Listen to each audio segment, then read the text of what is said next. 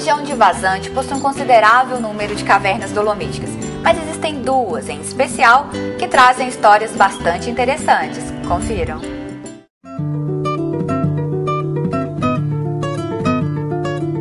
Essa gruta chamada Lapa Velha, a partir do momento em que os colonizadores da área descobriram aqui nessa região que era uma região boa para a plantação, para a agricultura, começou os pequenos cultivos, né, de roças e assim por diante. Aliado a essa tradição, começou também as devoções populares, que eram as rezas do terço, as conversas ao cair da tarde, quando se voltavam das lidas do campo. A Lapa Velha tem uma história fundamental nesse sentido, pelo fato de, numa dessas tardes, quando naturalmente as devoções também da oração do anjo, da reza do terço começavam, era por excelência o momento de devoção, eles tiveram esta visão de uma mulher vestida de um manto azul, com o rosto muito resplandecente. É normalmente a figura das aparições que causava, vamos dizer assim, uma auréola mística em volta, né, da pessoa. E eles então foram aproximando, e à medida que se aproximavam, a imagem se distanciavam para dentro dessa gruta chamada Lapa Velha. E quando imaginavam já chegando diante da imagem, esta imagem, ao se distanciar, se materializou numa rocha de estalagmite, que foi a última lembrança que se ficou no fundo da Lapa Velha. Segundo a tradição, a imagem de Nossa Senhora. Então, entusiasmados com a onda grande de feitos milagrosos, fez com que surgisse em torno da Lapa Velha um povoado, automaticamente um cruzeiro e em seguida também uma capela. Minha mãe trabalhou aqui, cuidou da Lapa 25 anos. Então eu assim, dessa Lapa, eu acompanhava, eu era assim, garota e acompanhava ela, né? Eu lembro assim dela acender vela para vir abrir a Lapa para algumas pessoas que estavam vindo de longe.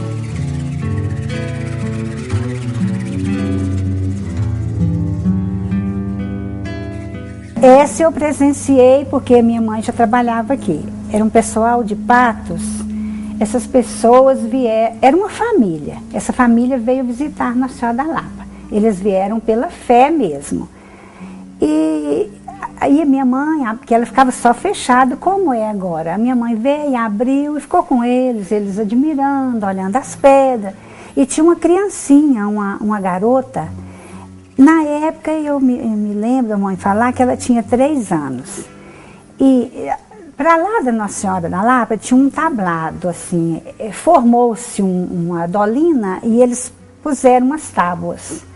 Mas acho que com o tempo essas tábuas, né, foram enfraquecendo e a criança querendo ver tudo e passou para lá. E essa tábua quebrou e ela sumiu, desceu por esse buraco afora. A boca do buraco até era grande, mas a descida, ele explicava que tinha lugar que era igual um pescoço, assim, fininho, mas ela conseguiu passar.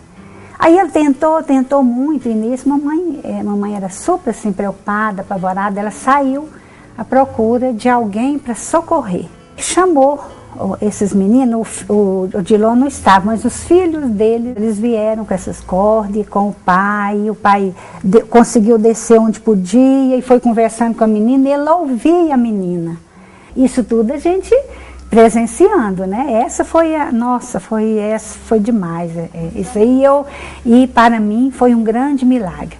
Aí conseguiram, com muita luta, conseguiram tirar a menina. A menina só tinha sujada a roupinha. Aí foram medir a corda, né? A corda tinha 20 metros. Então o buraco onde a criança caiu tinha 20 metros.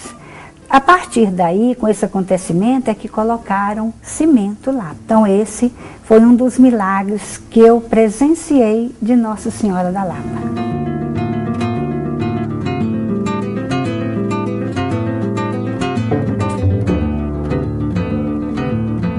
Há necessidade de separar o joio do trigo. em função de que um município, uma sociedade, ao se desenvolver numa região de bacia dolomítica, de rochas calcárias, com um potencial de geração de cavidades naturais, isso faz com que o município tenha um ordenamento urbano, tenha um planejamento de uso e ocupação, para que você não venha comprometer os seus principais recursos naturais. Isso significa que em 250 metros, qualquer edificação, qualquer ocupação, ela tem que ser autorizada pelo Centro de Estudos de Cavernas do IBAMA. E essa autorização, ela é possível?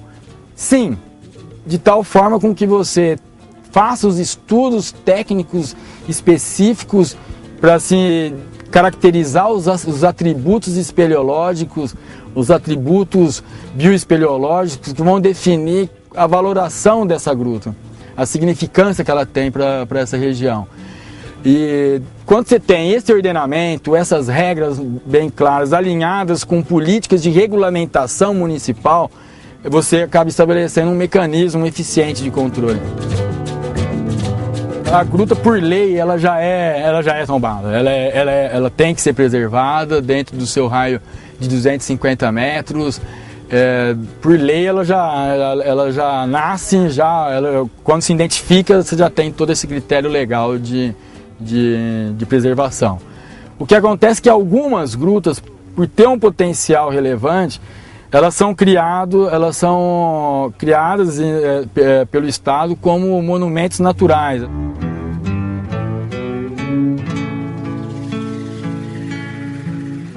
Nós falamos colunas, né? Essa coluna é formada de quê?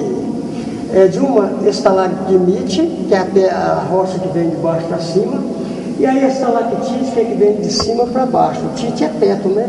Mite é terra. Existe, então, um gotejamento. Então, aqui no passado era mar, depois do mar um rio subterrâneo, que vem fazendo, sobretudo, esse rio veio abrindo as crateras, abrindo os salões, as galerias, onde que nós percorremos aqui dentro, os condutos, que são os caminhos por onde nós passamos. Então se fala que era mar. Lá em cima da terra, lá, então, tem ossos, tem fósseis. Esses ossos e fósseis, segundo lá os cientistas e geólogos também, eram ossos e fósseis de animais aquáticos, como tubarões, baleias, além do minério que tem lá em cima. Por exemplo, nós temos lá a calamina, bilemita, lá o carvão mineral, é o tipo de minério que nós temos. Nós temos lá o cálcio e o magnésio, os micro-organismos. Aí vem a água da chuva, somente a água da chuva para fazer então as estalactites. O que ela vai fazer então? A água da chuva vai entrar lá na terra, vai fazer uns buraquinhos semelhantes a orifícios de agulha e vai fazer então uma calcinação, ou seja, uma mistura da água da chuva com os ossos, os fósseis, o cálcio e magnésio, a calamina, a bilemita, todo mineral que existe lá em cima. Depois de fazer essa calcinação ou mistura, não me importa a altura, se é mais alta ou se é embaixo, isso não importa. A água vem, despede-se do gás carbônico, deixando lá na ponta o bicarbonato de cálcio que forma o calcário.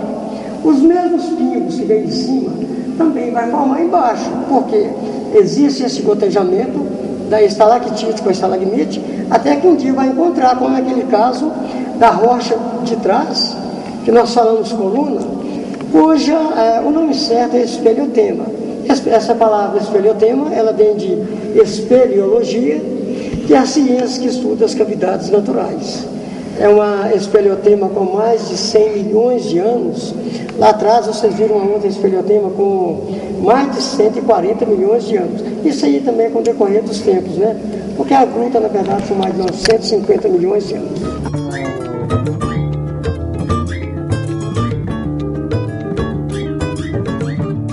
Aqui é um salão de visita, né? Nós chamamos de salão do boi. Por que salão do boi? As pessoas perguntam se tem algum desenho rupestre no interior da caverna. Esse desenho rupestre nós sabemos que é feito pelas mãos dos homens. Aqui não, aqui tudo é natural. Por exemplo, nós temos um boi, né, uma figura de um boi, na frente aqui da rocha.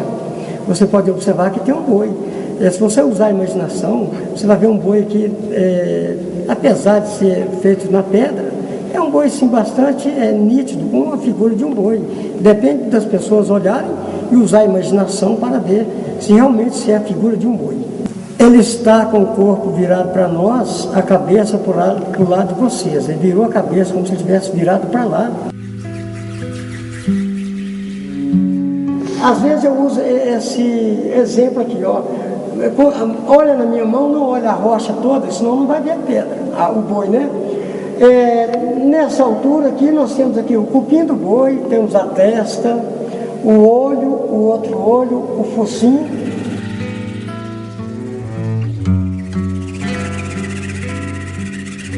Se eu encostar a mão na pedra, na rocha, o calor das mãos vai passar para a rocha e vai retardar o crescimento. Essa rocha ela continua crescendo com o decorrer dos tempos, tá? A cada 10 anos só cresce 1 centímetro. Esse quadro é exatamente restrito para o visitante, né? Para ele não passar de cá onde eu estou, ou às vezes de lá. Porque tem salões aqui que você pensa que você está saindo, você está entrando, e a pessoa pode até perder aqui dentro. É uma gruta com mais de 4.550 metros. Eu gostaria de explicar também sobre uma esfoliotema que tem logo em cima aqui. Aliás, uma estalactite, porque ela tem assim, em forma de uma colher. Por que isso? Quando ela estava em formação, uma corrente de ar deu contra ela, e por isso que ela ficou assim, côncava, né? Esse aqui é o óxido de ferro, né? Ó, a calamina está no meio aqui, onde vai produzir o zinco, que é o que sai daqui de vazante para as Três Marias. E de Três Marias já saem as barras de ferro para o restante do país. Nós estamos então de frente às sílicas, né?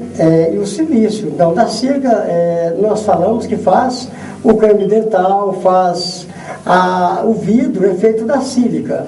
No silício, onde eu estou apontando o dedo, o silício faz as máquinas fotográficas, câmeras filmadoras, outras máquinas, o circuito de computadores também é feito também do próprio silício. Como tem tantas outras utilidades que fazem, então, é feito do silício e também da sílica.